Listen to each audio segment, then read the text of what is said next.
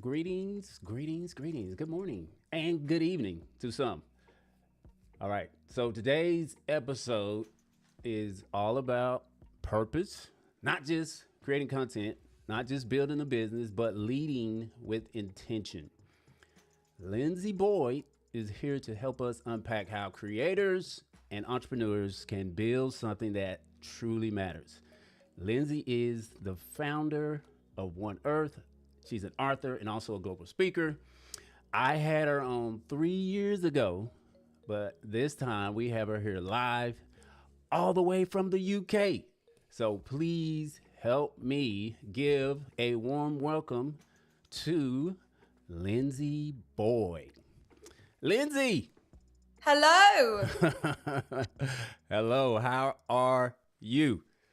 I'm very good, thank you. I'm in a not so sunny England, even though it's summer.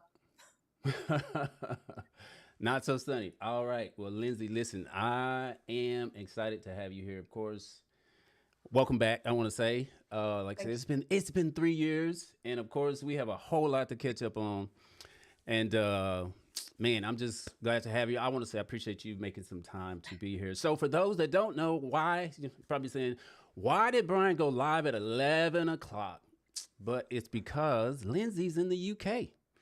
So but she made time for me today, so we got her here. So you. we're gonna.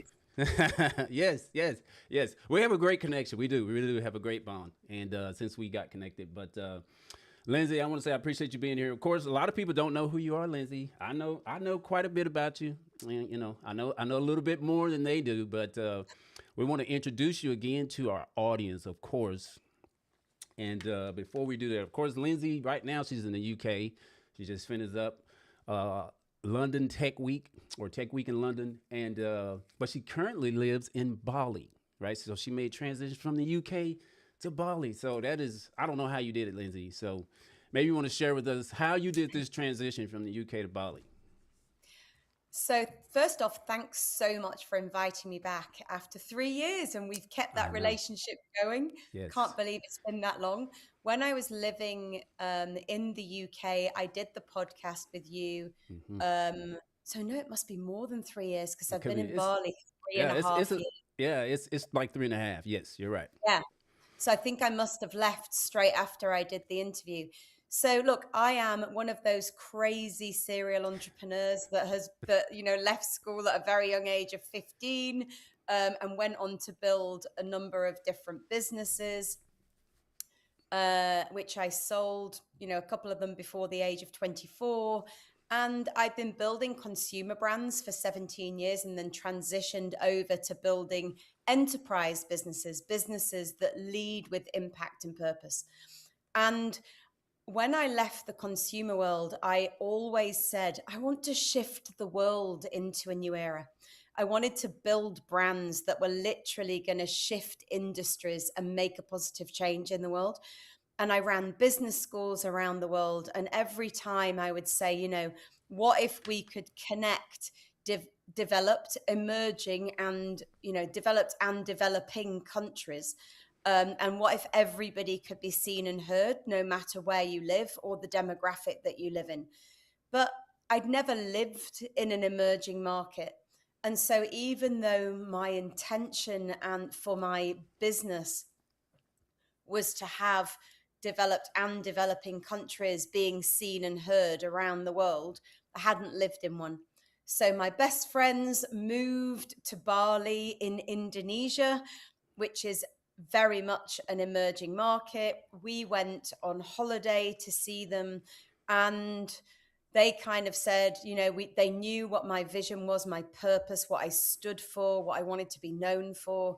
And they were like, why don't you move to Bali and learn about a culture, an emerging market, live in one, and understand how would you build out an emerging market as well as building out developed. And I'd obviously worked in England and America and Canada and Australia and all these different places, but never in an emerging.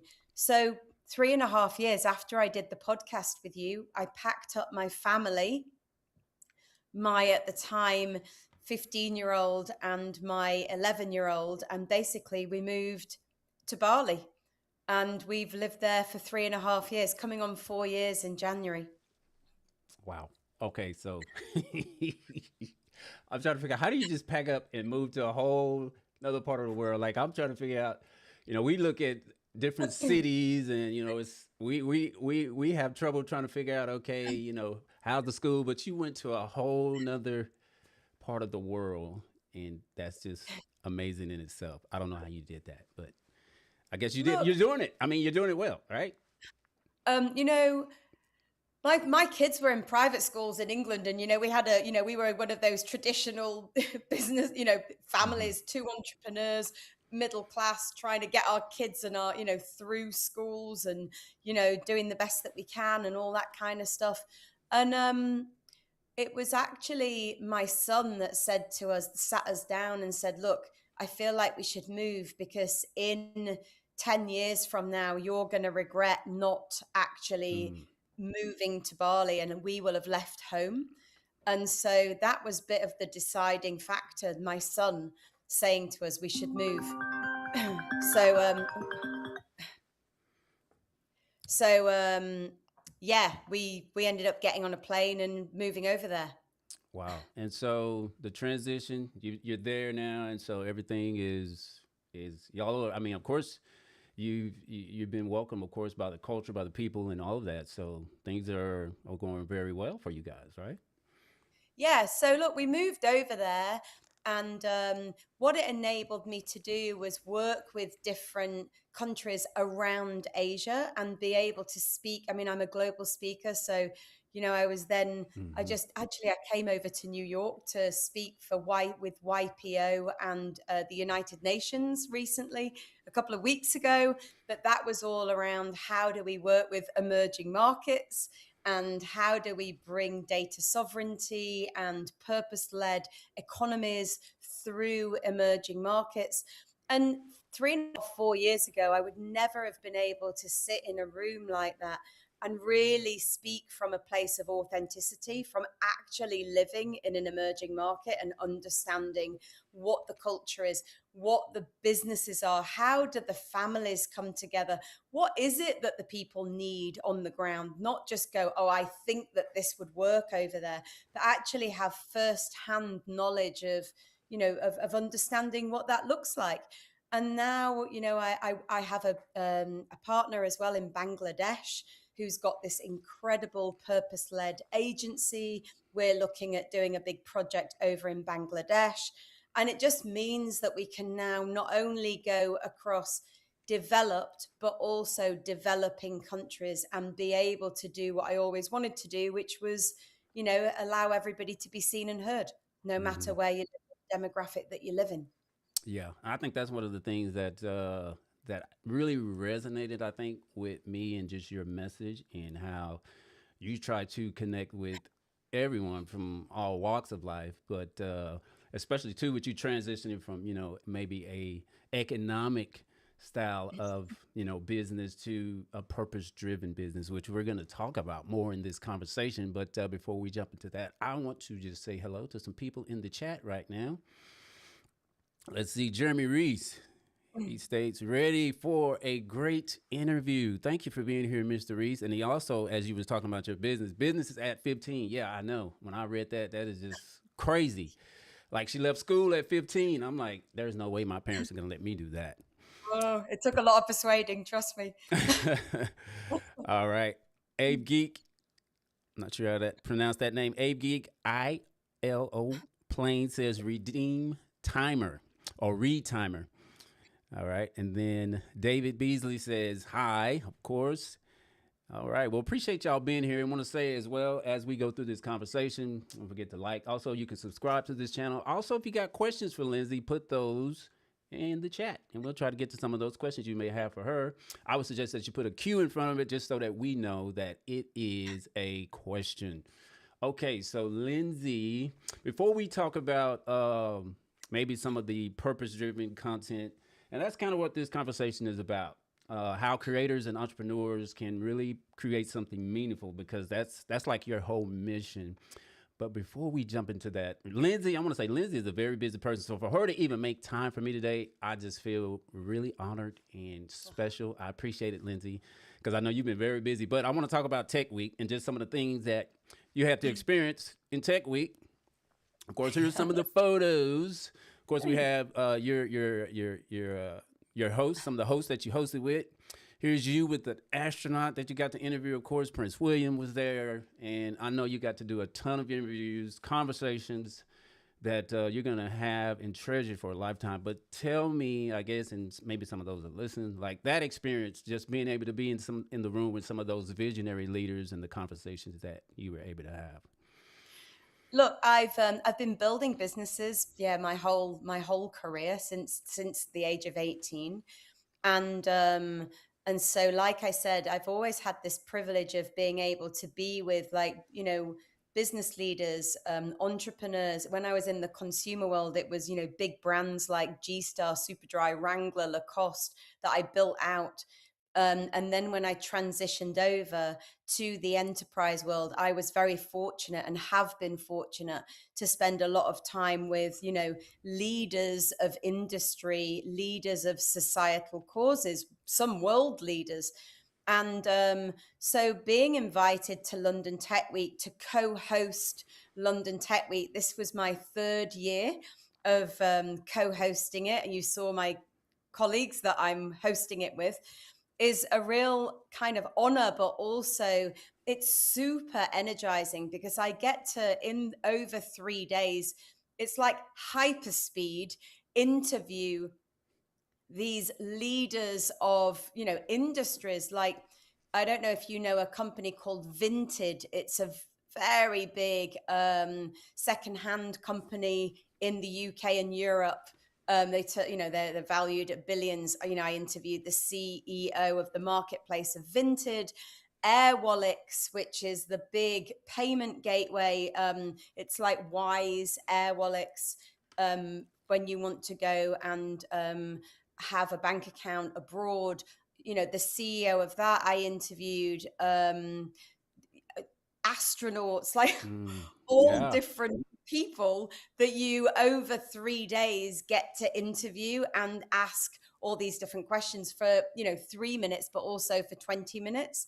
And you know for me, it's about really understanding and exploring in this environment, where is technology leading, but how are we leading with the human response?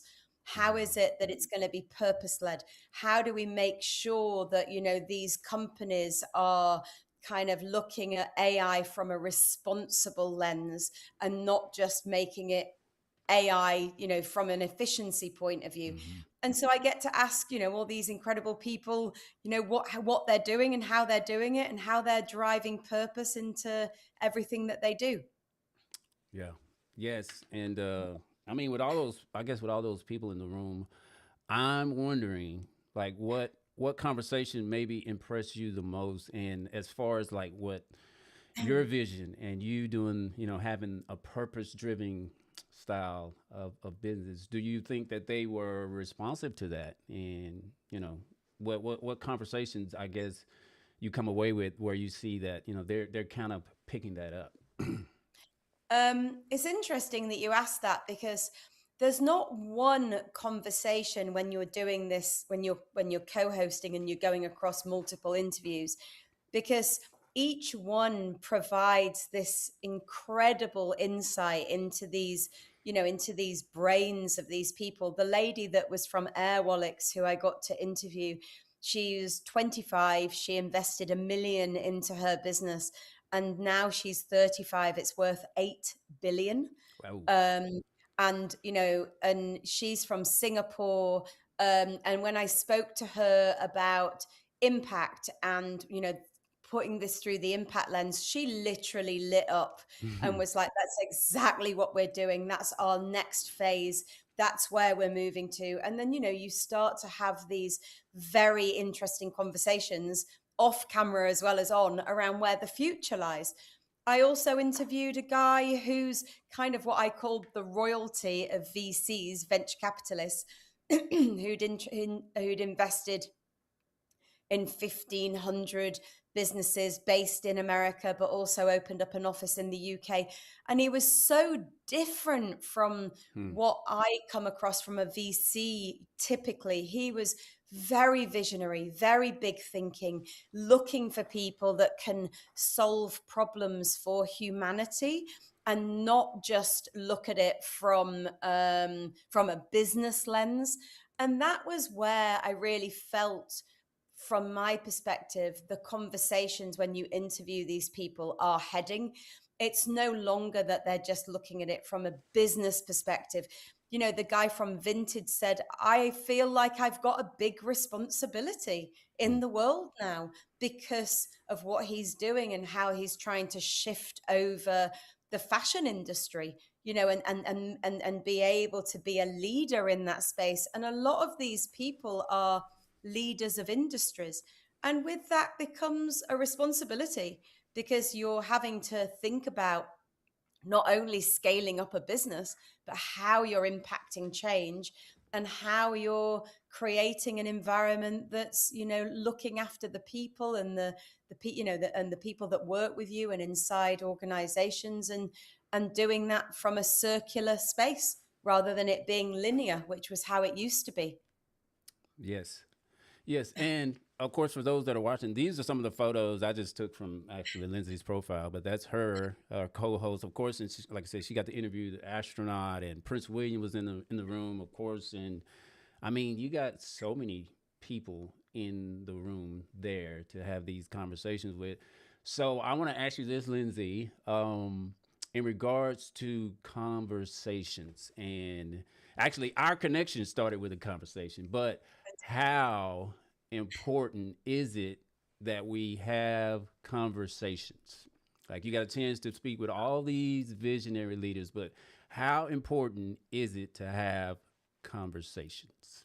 I would say the number one thing that we all now need to be able to do is have conversations, because the human skills side of where we're moving to with AI coming into play is probably one of your highest commodities. And if you look at that and you recognize that conversations is one layer, and then you think about creativity, how do you collaborate with people from a creative standpoint and no longer come at something from a fear perspective? Mm. And then obviously the third layer of that is, how do you lead with impact and purpose? So what I get people to do when they're having conversations, we just ran a big summit in America, in Denver, Colorado. We did a partnership with Rocky Mountain PBS, and we were with the president of PBS, Amanda, who's a phenomenal lady.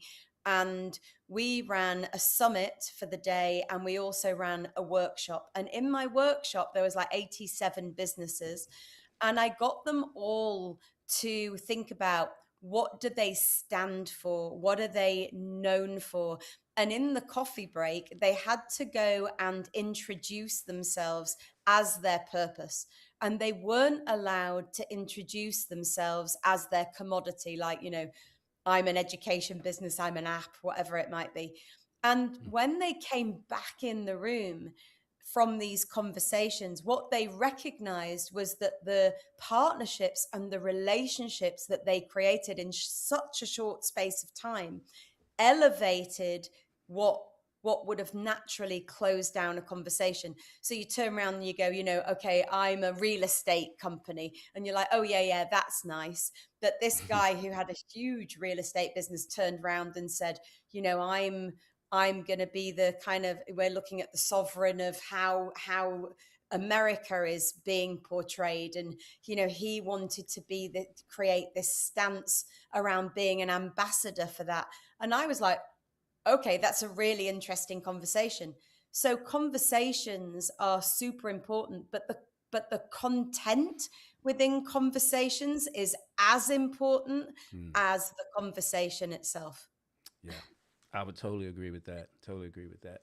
So let me ask you this: were you were you nervous interviewing any of these visionary leaders. And I'm asking that because I think a lot of people, just like we're talking about conversations. Conversations are important. The content, like you state, is important. But I think, as you also stated, I think sometimes fear holds people back from having conversations, from reaching out to people to have these conversations. Just like me and you right now, we're having this conversation. You know, I've reached out to you, of course, and you obliged, of course, but these conversations are important. So I think sometimes fear holds people back from just even reaching out because you never know what the outcome could be. But were you nervous at any point in interviewing all of these leaders? Um, I wouldn't say that I'm nervous. I would say I get more excited actually. You're a pro at um, this. and it's not so, look, yeah, I mean, I've presented television programs and I've done different interviews and so forth. And of course, when you're going to interview someone, you're also, I don't do loads and loads of prep beforehand because I find that I get the magic when I'm in the Mm, conversation. And the more prep that I do behind the scene actually loses its magic. So I always find that I'll do a tiny bit of prep and I'll have some questions. But really, what I try and do is just listen and hmm really engage with the conversation. I know people have imposter syndrome, and I've mm, always tried to help people. I think because I was the one at school, right, that left school at a young age. Yes, I was smart, but I was streetwise. I wasn't so much like the academic person. So, I said this to my husband. I was very driven and all very, very determined and always put people first. And so when you have that mindset, you're not there feeling like, oh my gosh, I'm going to fail at something because you're not necessarily the best person in the room.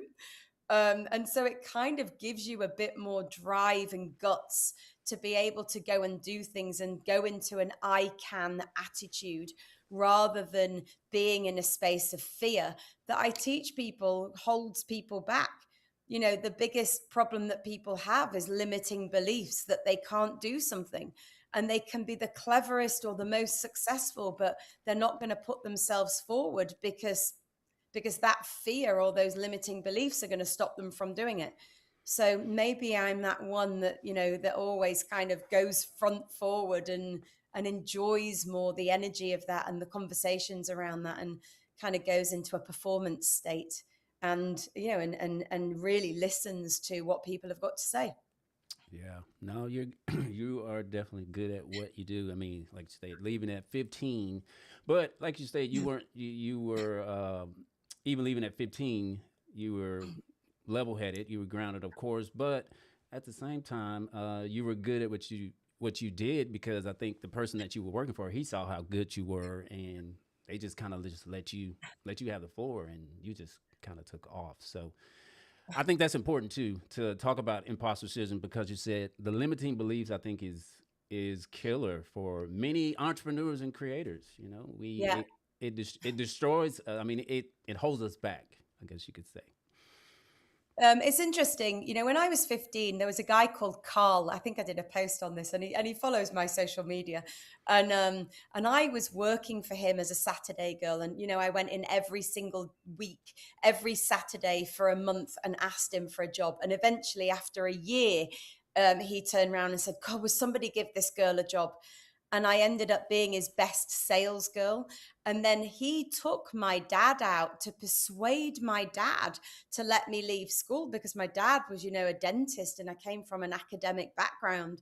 And, and in fairness to my dad, he let me leave school because, Carl had said that he would, he was going to employ me and I was going to have a full-time job. And then basically I ended up running Carl's shop at the age of 18 and got headhunted not long after that from the shop down the road. And basically, I went into partnership with that guy and brought Diesel and Replay into the north of England at the age of 18. And then basically at 21, I sold that company, set up a footwear company with my then shoe designer partner.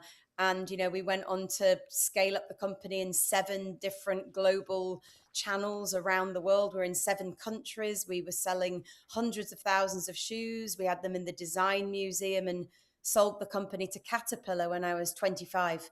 So it was a bit of a ride. And I think if you have imposter syndrome, you wouldn't put yourself forward like that. Hmm. You have to I agree. put your drive and determination there and actually just go play this game full out. You're in the game of life. And and also when you're younger, you don't have that same thought process maybe of responsibility that you have when you're older and you've got kids and houses and all that kind of stuff. But still, as I've got older, I always go, yeah, I'm just gonna go for it. I'm gonna do what I want to do, and I'm gonna make that happen. And if it doesn't work, it doesn't work, and if it does, it does. Yeah. Oh yeah. No. And I think in our last interview you talked about that, like you talked about failure, where all of us fail. We all fail, and of course you talked about how you failed several times. But do you think that I guess Several hundred yeah, times. and see that's what people don't know, but that's why these conversations are important. They hear you. Oh, she left. She left school at 15, and she just started working, and she built a business at 18, and she did all of these different brands, but they don't know all the failures that you've had, all the, the problems that you ran into. But I mean, it's doable. But in regards to imposter syndrome, as you say, do you think people just need to have that just go for it attitude and just kick it to the side? I've always said to people, give that imposter a name. So, Mm, I've got mine's called Veruca. Not that it's imposter syndrome. For me, she's more the girl that does the tantrums sometimes. And so you give the imposter a name, you say thanks for that, and you kick them into the back of the car and you say to them, I'm driving the car. And then that way you acknowledge that there is a person there. You've basically given that person a name, but you are driving the car. And you basically just put one foot in front of the other. And however scary it is, or however much you get into that space of being like, I can't, you tell yourself you can. I can. And it doesn't matter. What's the worst that can happen? It fails. Yeah, and we nearly every day you have a failure of some description in something. You recognize them, you acknowledge what you can do differently, you take the good from the failures, and you move on, and you keep going. I'm on my fourth business, and I'm I would not be doing this unless I was driven and determined, but also very purpose led. For me, it's all about leading with impact and purpose and driving that vision forward from that place. It could never just be about profit, because it's mm, just not going to get me out of bed in the morning.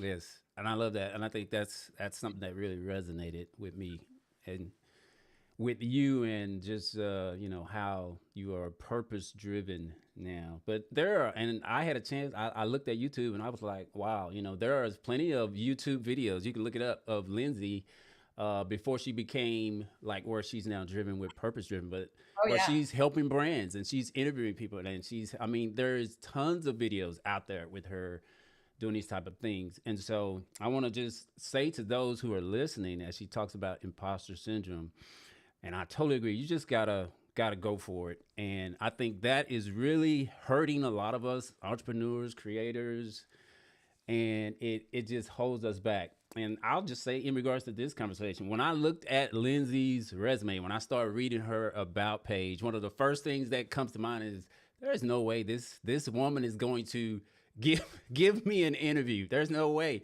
When you look at all the things she's done, those things, they just it seems surmountable, and but lo and behold, just having a conversation, reaching out, it was like, sure, I'll do the interview. And now we have a connection, and it's doable. So I just totally agree with all of that what you said about with imposter syndrome. Um, it's interesting because we talk about moving forward, and I've been in Bali for 3.5 years, but we're now scaling up the company across America. So Mm, I said to you about we've been in Denver, Colorado, doing our Unite on Purpose Summit. We are going to DC, and then we're going to New York. And my plan is, and this is live, Brian, on your show, Come on. I'm, I'm giving you the scope. All I'm right. Come planning on. to move to America at the end Really? of the year. Oh, Lindsay's gonna be reachable in America, guys. Yes. So this is brand new news that you're sharing live. It's brand new Oh, news that I'm sharing live, and oh man. yeah, with the plan is to move to the States at the end of the year because I build purpose-led businesses to Mm-hmm. impact change in the world. And at the moment, the gap and the need that goes across America, when I tour in Denver, Colorado, I saw so much energy and but also people wanting to know what to do, how to do it, how to Mm, build purpose-led. And they were looking for hope. And, one of the biggest things that happened when I taught the school with the 80 businesses was that people walked out going, oh my gosh, I can now see a pathway forward. I can see how we can lead with impact and purpose, but still drive a commercial return. And we teach people how to scale up a company to impact change, but increase the valuation of the company. So the plan is to scale it out across America wow. and That go is across America and Bali over the next year. wow. That is some amazing news. Exciting news. Happy to hear that. Wow. All right. And you say You you'll be got in the DC. scope. What's that? You got the scope I got the on your scope. show. Man, I got the scope on my show. Look at that. I feel privileged. Wow. Okay, so you'll be in DC and New York. I don't know. Maybe I need to find your schedule. Maybe we can connect and maybe I can get out there to DC or New York. Well, that's why I was thinking, get you out there for the summit. Yes, In yes, yes. September will be the DC one, and November will be the New York one. Okay, yes. I'm gonna get my schedule together and to see if I can't come out there to connect with Lindsay. Listen, all right. So if you're getting value out of this, of course, make sure you like this video. And we're talking about how creators and entrepreneurs can create something meaningful and purposeful with Linzi Boyd. Okay, so we have a few comments in the chat that I want to get to. Mr. Raphael Roker is here. Hello, sir. How are you doing? Appreciate you being here. He says awesome conversation as well. He also gives the fire emoji as Thank Lindsay you. as Lindsay drops the jewels on us. All right, we got a question here from Mr. Jeremy Reeves. He says, "My question is, how do you build a business with no cash, or is that even possible?" And I got the perfect person on here to give us some jewels on that. So, Lindsay, what do you think about that question? Of course, it's possible. So, if you were listening into the interview, I said to you, you have a mindset of I can. So, I've always you were always able to side hustle something or be able to build something, create partnerships. We heard about having conversations. So, if you can put yourself forward and have a very good vision of what it is you want to do, be able to articulate it, lead from a place of purpose and impact. Don't go from a space of commodities, but actually engage people from an emotional connection rather than just a product benefits connection. Then you'll be able to create partnerships and relationships and get to do something with your business and scale it up so people will invest in you, buy into you, or be able to work with you to build out what it is you want to do. But the most important thing is that you connect emotionally with other people and you don't drive it from just a commodity standpoint. Mm. Wow, that is some juicy nuggets there. Being purpose driven, but it is possible, like she stated. I think I like the idea of not just going into a business for commerce, but trying to connect with people emotionally and and just trying to connect with them emotionally, not on that, but have some type of purpose in regards to doing the business. That is awesome. Great question, just Mr. Jeremy. I'm sure a lot of people have that question. Like, where do I even start? All right. So Always. I want to kind of shift gears. We'll come back to maybe some of the purpose driven and how we can do it. But I want to shift gears, kind of going back to London Tech Week, of course, and you even mentioned it talking about AI, right? AI now is the big thing where you have a lot of companies using AI, and of course, some companies, sad to say, a lot of employees maybe have, their positions are being challenged because of this technology. Um, you know, as far as businesses, with the rise of AI, it seems technology is just ripping the job market. What can businesses do to embrace AI technologies but yet remain purpose driven? Relying on those human skills. What do you think businesses can do? Look, we've built out thousands of businesses on our One Earth global platform. And we've been teaching them for many years to switch over to be a 21st century business model. So to be leading, obviously, with impact and purpose, but to be tech enabled. And in this AI driven world, you now have the biggest opportunities because there's loads of market gaps. There's ways within which you can now create market needs in the market and get people to buy into something that you're doing because the market has not caught up yet with AI. And so there's opportunities all over the place. The other side of it, from a work perspective of the people inside the organizations, you heard me talk about the beginning of this podcast.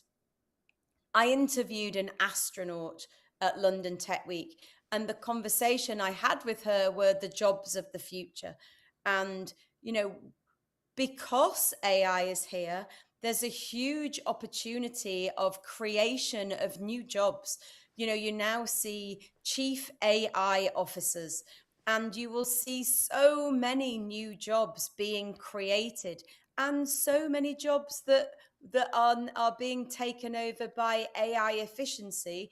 But because of that, it creates a new space for new skills. So, when I spoke before about creativity, creativity is now one of the leading things that you're going to need to be able to scale up a business because you're not thinking linear anymore about your business model. You're thinking about what's the problem that I'm solving. So, if you're a graphic designer, how do you go out and create something bigger? Because you don't need lots of people working inside the organization. You can have AI bots. So, creation of new skills, new opportunities is there if you can think visionary, creatively around new spaces and what's coming next. And you just have to look around the world and look at what the opportunities are and where the gaps are, and then start to put yourself into new gaps. Mm, interesting perspective for sure. Yeah, because AI, I mean, it's here to stay. So we got to find ways to embrace it, not only embrace it, but use it to our advantage, as you state. Is that For sure. something that, because I think there was, I remember you having those businesses come on and come aboard. I was actually going to try to join that, but I think, of course, with my time schedule, I couldn't. Being that you guys were like what are y'all like 6 hours? I think you were in the UK at the time. Y'all were like 6 hours ahead of us. Yeah. But is that something that you help entrepreneurs and businesses with to, try to figure those things out? Yeah, so look, I 14 years ago, I found purpose. And like I said, I wanted to shift the world into a new era. And I started to run these business schools around the world.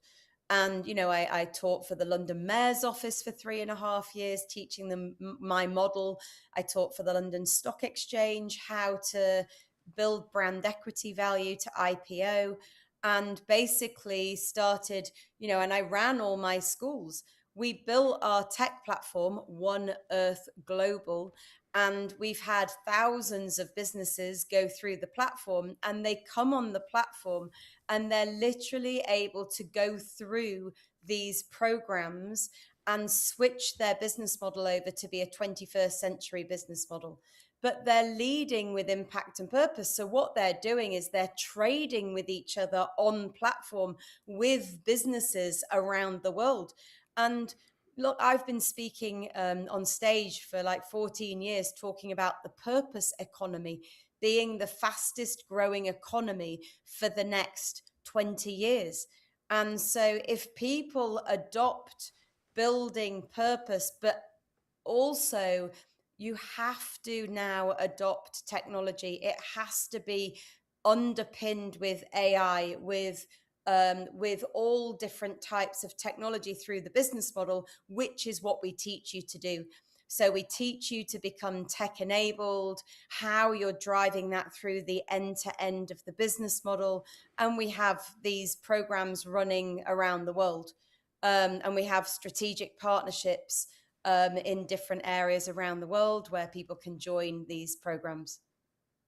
Awesome, awesome. Listen, if you are not connected to Linzi Boyd, I'm going to share information, of course, later in this interview, but Please. get connected with her because I'm telling you, she is definitely a great business mind to follow. Not only follow, but just if you can connect with her, if you're an entrepreneur and you need some advice, she definitely is willing to help. And that's what I love about Linzi is that, like she says, she's not just rambling saying purpose driven, like y'all are hearing this purpose driven. She's not just rambling, she's all about that, right? She's all about helping people. So that's what I love about her and just, her platform and just how she's driven to help entrepreneurs. So that is kudos to you, Linzi, for all the great things you do. But in regards to purpose driven, some people are hearing this. What is she keeps saying purpose driven, purpose driven. How can someone, they're starting business, how can a entrepreneur or a creator, how can they become more impactful through purpose? Brilliant question. So I've been going out saying, come and co architect the new world. We're now living in a new world, not just AI driven, but all different areas, which was what I said. There's loads of market needs. And when you come, if you were wanting to come through the platform, and I wanted to invite all of your audience to be able to get a QR code from me where they can come onto my platform and be able to do the first layer of the quiz, to be able to audit their business and understand where the gaps are, to switch over to be a 21st century business model. But when you come through, we're looking at 5 layers of your business model. We're looking at your brand layer and understanding, are you building the business from the business brand and the people brands and your purpose? And are you engaging with people from an emotional connection and not just selling them the products and benefits? We then connect that layer to the product layer and we help you to understand the tangible products. So, do you have a phone? Do you have whatever it might be that's tangible, physical? Or do you have an intangible product, which is data, digital technology, learning platforms, and how you design an integrated revenue system so you're driving off both? How you're able to understand how to drive short-term income into the business and long-term income, but also drive short-term equity value. So you're building assets in the company, like your brand is an asset, data is an asset, partnerships, digital culture is an asset, and then how you connect that to your channel system, your route to market. And then from that, how do you build a sales process around that? What's your pricing, packaging, positioning? And the most important, how do you campaign that? So, Mm, how do you go out to market and switch your business from brand led to movement led? So, I built thousands of famous brands, for 17 hmm. years. Yep. G Star, Superdry, Wrangler, Lacoste. I was behind a lot of those brands, and I've been teaching people how to move from a brand to a movement, and how you can literally lead your industry or society, your cause, into a new era and architect this new world using this 5 layer method that we have. And you're able to adopt that and put that through your business model. Mm, wow. That is awesome and amazing. Awesome and amazing. Thank you. So it's possible, right? So it's possible for someone to have that these layers being purpose driven and also, of course, have the economic side of it. So it is possible. I mean, it has to, you can't build a business. So the biggest problem is people go out and use purpose as a marketing strapline. Or they're building a commercial business and they haven't connected it with purpose. What I taught people and have taught thousands of businesses, big and small, is that you bring both to the table. So you build out the purpose and the impact and the vision through your business brand and the people brands, but you also build out the commercial model underneath that. And that has to be through an integrated revenue system, the channel system, the sales process, and then how you resource that, how you bring in financing and so forth. Hmm. Okay. Yeah, Yes. without building both sides, you're either a not-for-profit that's not making any money and having to go out and spend 90% of your time getting grants or sponsorship, or you're a commercial business that's not able to create pull in the market, attract the market to you, because you're leading too heavily with a push Hmm. business model, one that's just selling products and benefits and then having to compete in the market with everybody else. And that's when people switch off from your business and they're not interested in you know um, what you're doing, because there's such a competitive market with so Right. many different people in it. Right. Ooh, yeah, that's true. So I want to ask in regards to like your switch over. You've been doing this purpose driven for some time now. So how how are you able to, I guess, continue it? Because there are companies that are they're just driven, for just commerce, which we know is out there. So how are you able to continue to sustain this purpose driven drive that you have and continue to be a voice out there? How are you able to sustain that, Lindsay? So, look, I decided to switch over 14 years ago to be a purpose led business model and build out my technology platform and all the programs. And then I have been traveling around the world as a global speaker. So, what we committed to doing was one earth with 1 billion purposes. And so I have been speaking on stage. I was in New York with the YPO and the United Nations. I was also in a couple of weeks before that, I was in Denver, Colorado, where we created the Unite on Purpose Summit, and we ran the workshop for inviting 87 businesses in the room. But then I was in Melbourne doing the closing keynote for the Economist magazine. I was in doing the World Congress in Melbourne. So at London Tech Week, co-presenting that. My whole thing has been about how do we create these conversations? How do we get the message out there? But also putting my platform and programs. And now I launched a fund, which is very new, and we launched that in Arizona. So my fund is there to be able to support businesses that are what I describe as the uninvestables, the businesses that are doing all the impact and not being able to get invested. And so we have a fund attached to us, and we have the business programs. And for people that want to be trained in our model, we also have a franchise where we're able to train people in the model, and you can run your own business schools in your own city or country around the world. So that's how I've managed to scale it up, where we have a fund. I have my Uma Terra Foundation that supports businesses with a bursary if they can't afford to come through the programs. Hmm. We have my platform, which has all the programs on it, One Earth Global. And we have the One Earth services that trains people in the model so that they can deliver the method to their business communities. Ooh, awesome. Yes, listen, I'm telling you, if you need to get connected to Lindsay, she definitely is a source, a brain. She's definitely a voice out there to assist entrepreneurs in wherever that journey is for you. She is definitely a voice out there for that.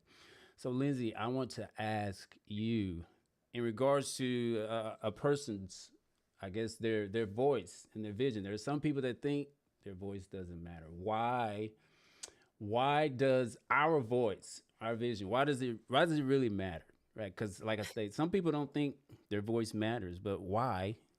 Why does my voice, why does your voice, why does it matter when it comes to our visions in a matter to business? Brilliant, brilliant question. Thank you for asking me that question. I am Yes. so happy about that. And the reason why I'm happy about that is I've recently been creating a docu-series around ordinary people doing extraordinary things because for Mm, the last 14 years I've had the privilege of being with these ordinary people. The nurse in Bali who supports 2,000 people who are in the kind of mental health or people that are, got skin diseases, and her company supports all these people. We are showcasing her because she has done the most impactful work across the whole of Bali that would not be there unless she was doing it.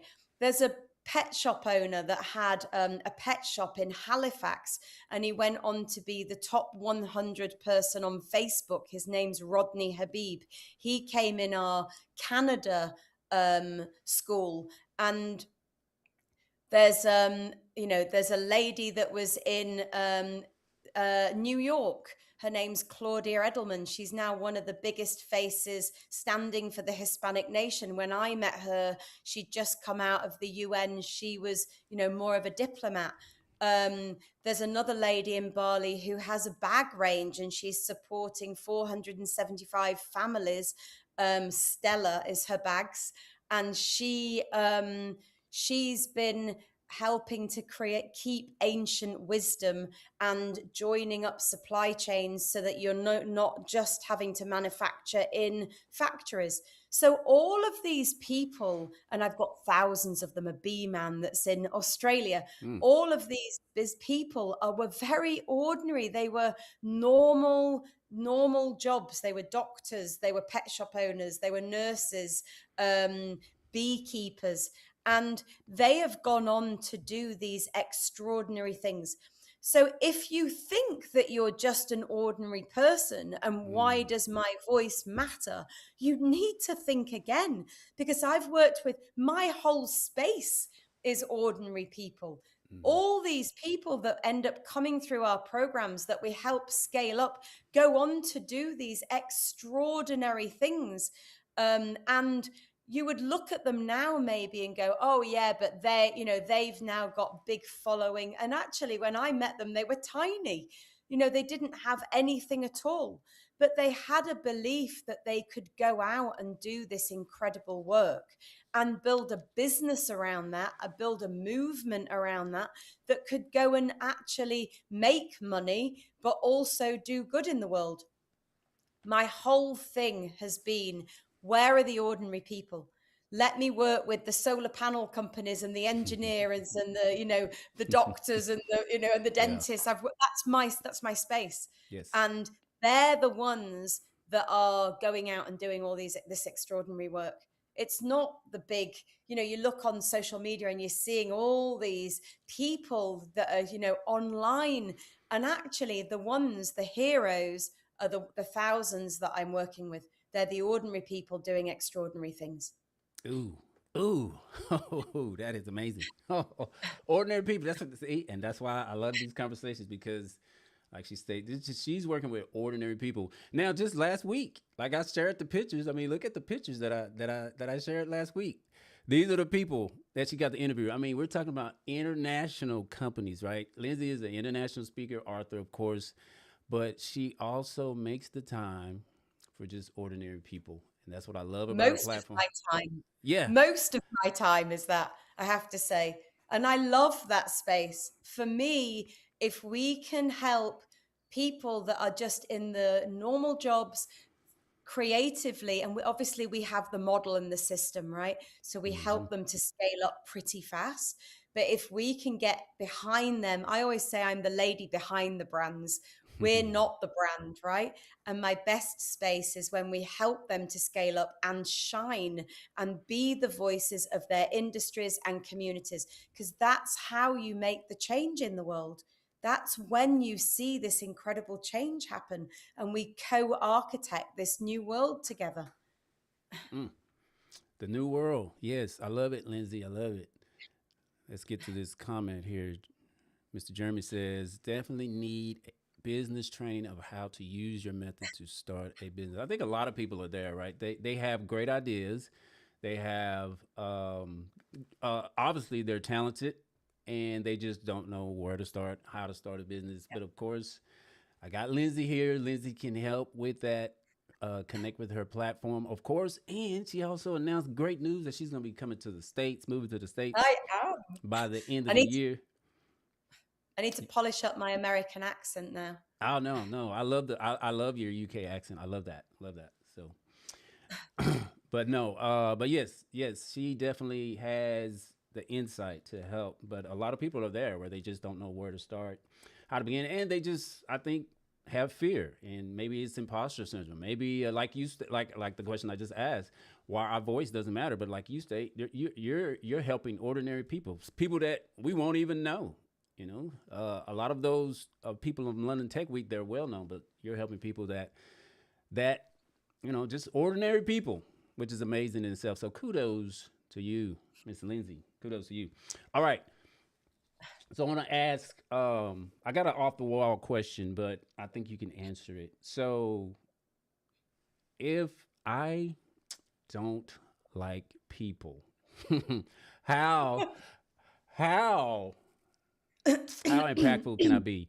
I guess the other side of that, why is it important to, because I know this is part of the purpose driven, that you got to really be concerned and want to help people. But why is it important that we want to care, help people? But also the other side is that, how far can I go if I don't like people? Great. And honestly, I would say 50% of my people don't like people. Ooh, So, really? I don't attract all of the sunshine yellow people that are out there in the world. I also attract, the people that are kind of sat there and they don't really want to engage that much with other people.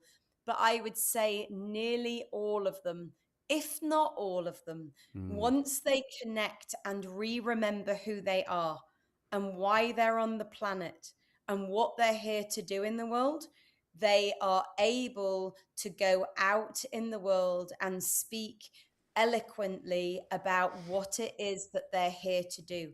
It provides a different type of confidence when you really remember who you are. This is not a marketing strapline. This is not some fluff around purpose. This is about your DNA, what you stand for, what you're known for. And that's where I get all people to start from. And then from that point, what we then do is design and build out their business models underneath that using all of my methodology, so that they have confidence, they know how to scale the business. But to be honest, unless they connect back in with themselves, most people won't go out. They won't go out and speak about things because they don't want to. They don't want to put themselves out there at the front. It's not something that they're interested in. But I say to people, who wants to be known in their industry for making a difference? And you can, as the viewers listening, you can go, do you want to be known in your industry for making a difference? And most hands go up when I do this in a room and I'm speaking to 300-400 people, if not all hands go up. And then I say, who wants to be known outside of your industry for making a difference? And I would say about 60-70% of the hands go up. And then I say, who wants to be known in the world for making a difference? And maybe 40% of the hands go up. So then mm, I ask, what do you want to be known for? And mm, how do you want to leave people feeling? And if you get into that space and really connect back into that, then you realize that fame is a 4-letter word that's stopping you from getting somewhere because you don't want to be famous, right? You don't want to be out in the world being seen. But when you connect back in with, well, what do I want to be known for? And how do I want to show up in the world? And what is it that I'm going to put myself forward for? And how do I want to leave people feeling? Then it completely changes the narrative. And people, for the first time, go, would you talk about that? And they go, I, yeah, I actually would. That is what I would talk about. But would you talk about your commodity, whatever it is you're selling, the product and the benefit? No, maybe not. Mm. And that's how you switch people over from not wanting to speak to people and getting them in a space to speaking. Yeah. Wow, that is a powerful question to think about. What do you want to be known for? What are you going to be known for? That is a powerful question. Okay, shifting gears. Actually, let me get to one comment in the chat. I think this is in regards to you moving to the States. My wife says yes, and we would love to meet you. Yes. Absolutely. Absolutely. Like I said, we're going to be running our conference in DC the Hmm. third week of September and the end of November in New York. You are all welcome to either come online or come in person to the event, and I will collaborate with you to be able to, let Yes. your audience know how to come. Yes. Sounds awesome. And I'm going to try to see if we can't get there in person to meet Miss Lindsay in Yes, person. We've been online friends, but we got to connect in person for sure.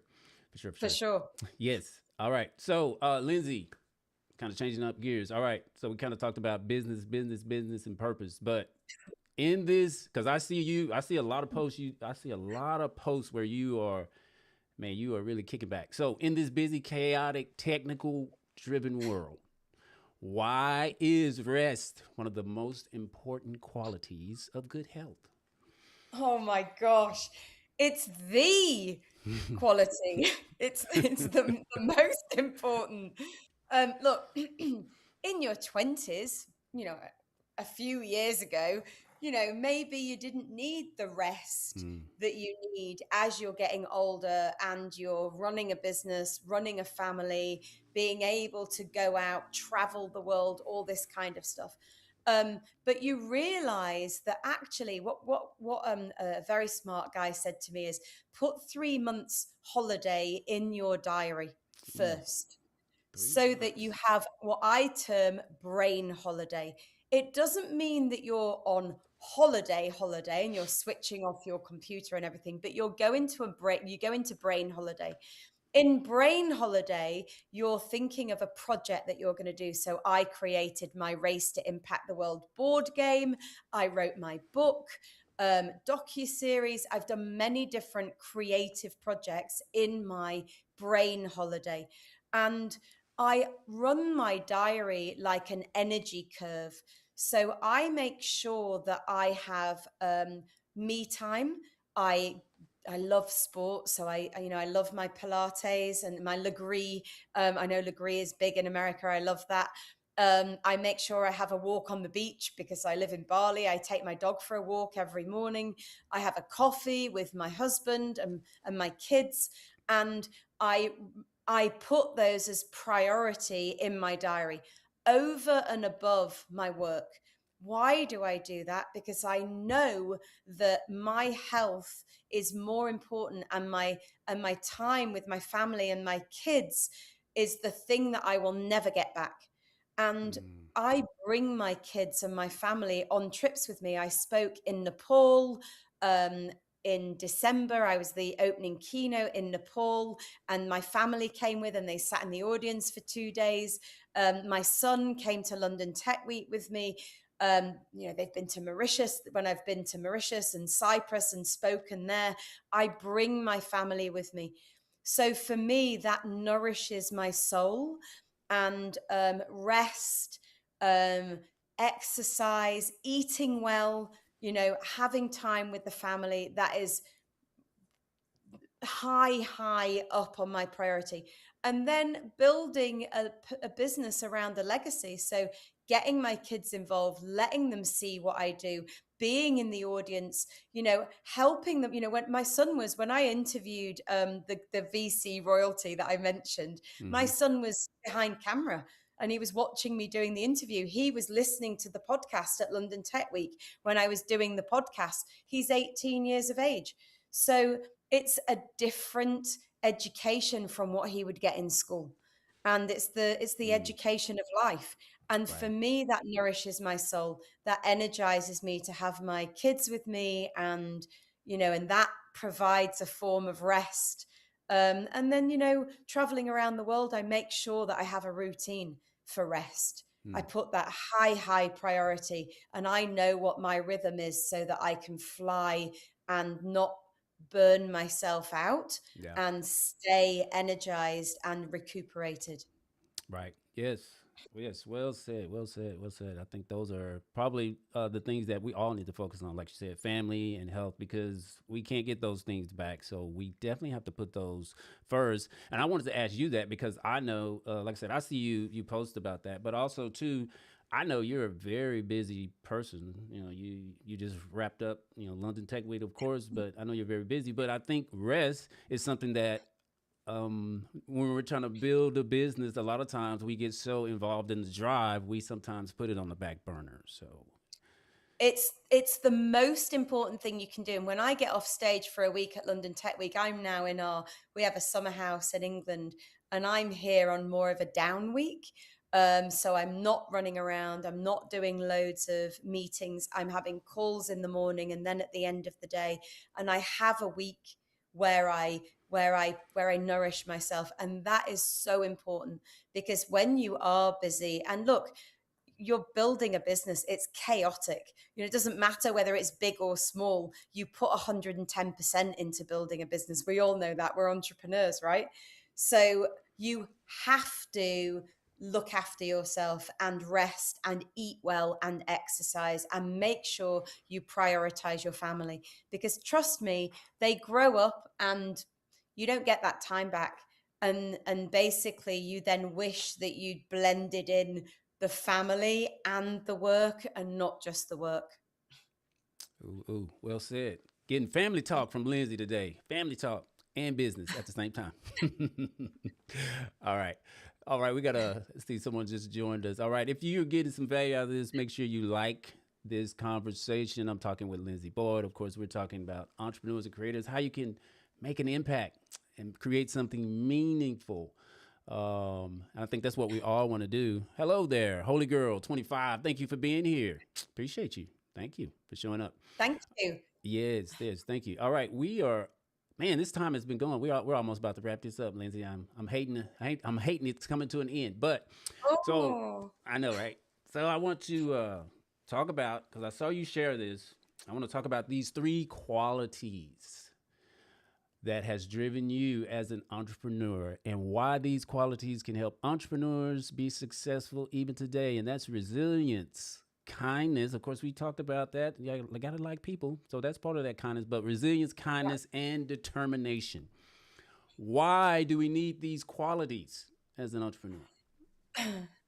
Resilience is crazy important because you get so many knocks, and it leads you back into your conversation of that imposter syndrome. Because like when you're resilient, it doesn't matter whether you get the no's or people tell you, because every day people will tell you that you can't. And that resilience will drive you forward, and the only person that's going to move you forward from the resilience standpoint is yourself at the end of the day. Kindness for me is, you have to be kind to people. I used to teach this in my consumer business, because I always used to say to people, you never know where anybody's going to go, right? And also karma around that. Like, just be kind to people, and then you'll get that back in droves. And look, we all have off days when you're grumpy or you haven't eaten enough or somebody says something and you're like, oh, come on, I've got to just get out of here and hurry up. But the reality is that you walk away from those moments and you don't feel that good about yourself.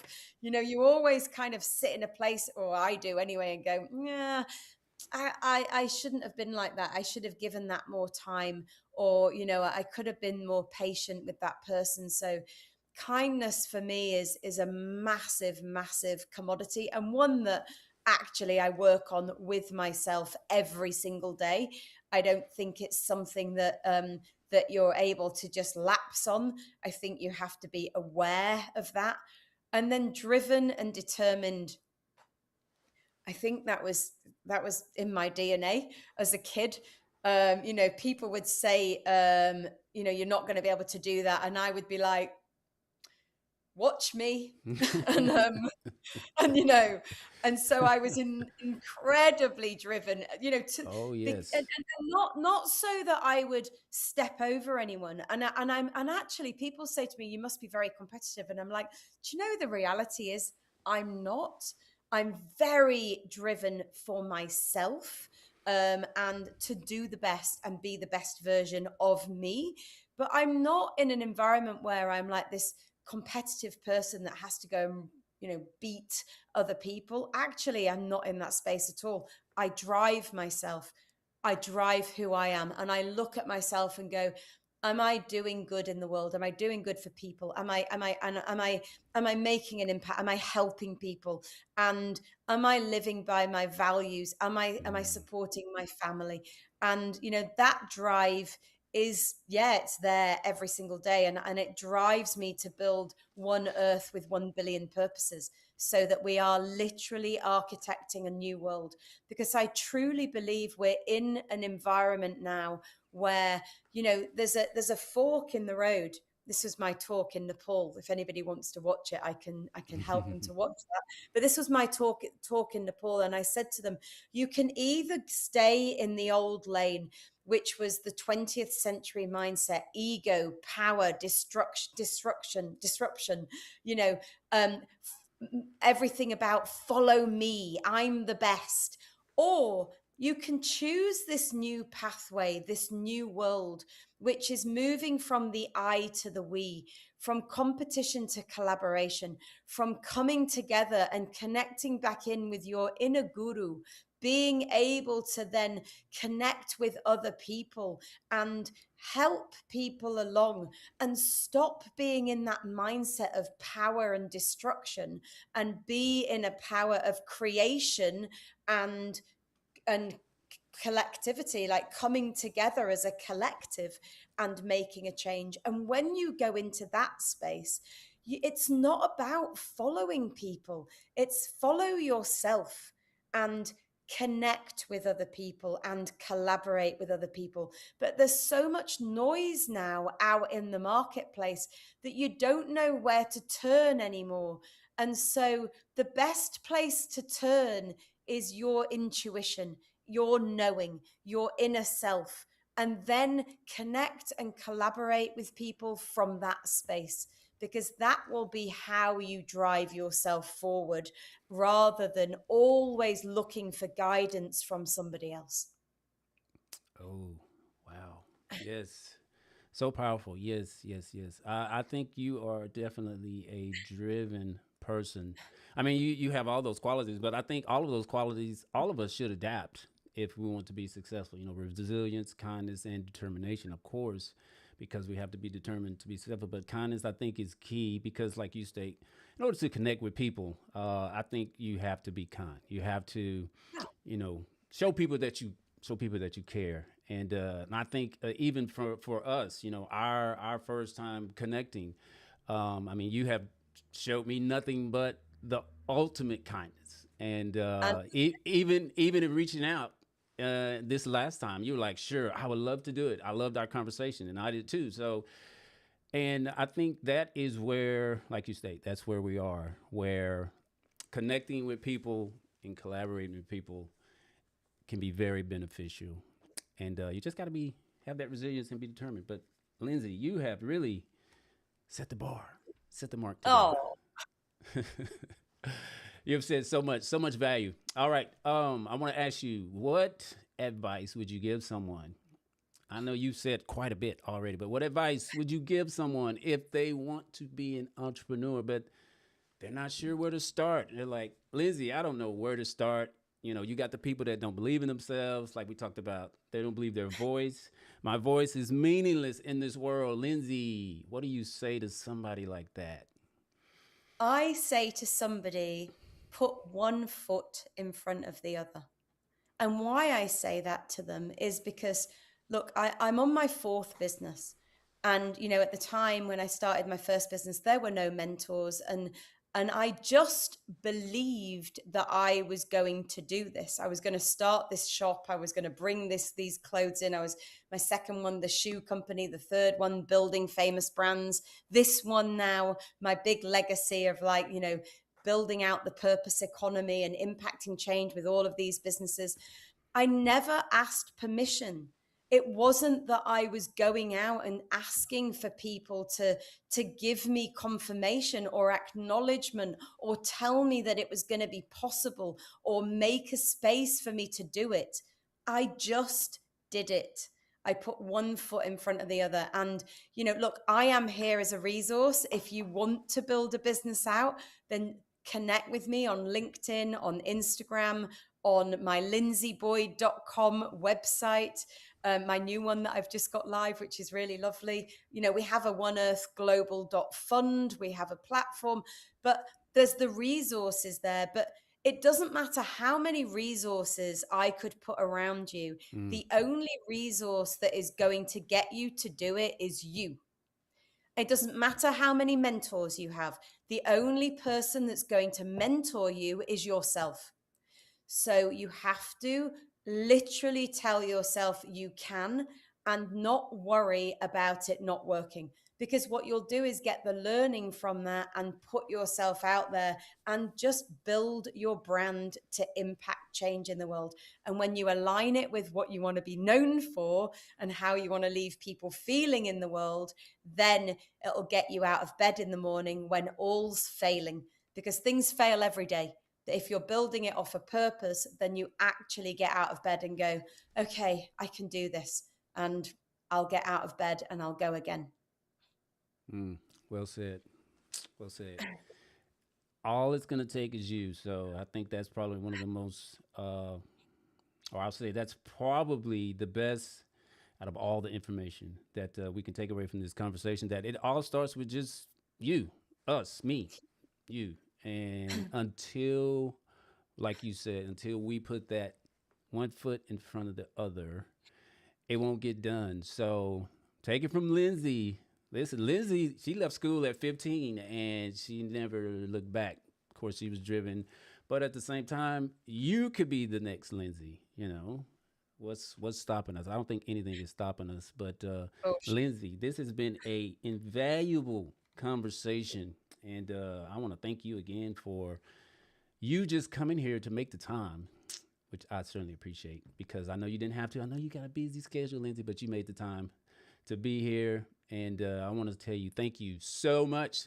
Thank you, Lindsay, for being here. Okay, so for those that are watching, listen, go follow Lindsay. She's on pretty much every platform: Instagram, LinkedIn, Facebook. But please go and follow Miss Lindsay. And she has plenty of resources too. But connect with her. Ask questions. I ask questions, and shockingly, I got a response back. So that's how we're connected and having this conversation today. But Lindsay, I know you've shared it, but maybe somebody's coming on late. What is next for Miss Linzi Boyd? What is next for Linzi Boyd? well, next for Miss Linzi Boyd is we just launched a fund, and it's called One Earth Global Fund. And I'm very excited about launching that. It's in collaboration with our Uma Terra Foundation, and we are able to provide bursaries for people to come onto the platform and the programs if you can't afford to come on. But we're also going to be able to provide funding for people that are doing the impact and not actually being able to get the funding for their business. So that's really exciting. And then obviously I'm moving to America. And I'm going to be looking at how we bring the programs all across America. So we're kicking off our next summit in Washington, D.C. on the week of September 21st. It's the Unite on Purpose Summit. It's uniteonpurpose.com. And we just ran one in Denver, Colorado with PBS Television Network. And then we will be going to New York to do the same summit in New York. And we will launch our docu-series, which is The Quiet Revolutioners, ordinary people doing extraordinary things, showcasing these incredible people, these ordinary people that have gone around the world and have basically built out these impactful businesses. So it's a busy year, but I would like to give a gift to your audience. So for people watching this, we would like to give a QR code. If you would like to come on the platform, it will give you access to the community. There's a few thousand people on the platform from around the world, but you'll be able to audit your business for growth with the QR code and use the quiz to be able to audit your business and see where the gaps are. So that's our gift for listening in today to your podcast. Yeah. Ooh. Listen. Linzi Boyd. Listen. All right. Y'all heard it straight from her. She's going to give a QR code and we're going to share that, of course, and you can come on the platform and enjoy all of those benefits that she's sharing. Linzi, man, that is, and you know what? That's a surprise for me. I had no idea she was going to offer that today, guys. So, Linzi, I want to say thank you so much for being here. You have blessed us with so much valuable information, and I want to say I do appreciate you and just your purpose-driven heart, your platform, and all the amazing things you do. I want to say to all of those who are listening to this conversation, make sure you connect with Linzi, because like I stated, she is definitely a great business mind to follow. Of course, her platform has plenty of resources for those that are trying to be entrepreneurs or creators and you want to get ahead in business, but not only get ahead in business, but also you want to be purpose driven. She is definitely the key source for that. But Linzi, listen, we want to thank you again for being here. Ladies and gentlemen, the great Linzi Boyd. Thank you. Thank you, Linzi. All right. So listen, guys, I appreciate you all for being here. Again, make sure you like this video. If you're not a subscriber, subscribe to the channel. Go connect with Linzi. She's on pretty much every major platform. You can follow her. Also connect on their website. I guess whenever I get the QR code, I'll definitely be sharing that with our audience. But Linzi, I want to thank you again for being here. Thank you to everyone that was able to watch and tune in. And Linzi, hang on, and we're going to wrap this up. But again, hey, thanks, everyone. Hey, appreciate you all being here. Thanks for watching this amazing interview, and appreciate you all being here early. Doing it early, but Linzi's in the UK, so we had to make up some time. But thank you all for being here again. Linzi, thank you again for being here. Any final words, Linzi, before we close out? Look, if you're really wanting to build a business to impact change in the world, then connect with me on my linziboyd.com website, and you'll be able to see all the different services. If you are a smaller business, we have a foundation, the Uma Terra Foundation, and we can provide a bursary for you to be able to come through the platform and the programs.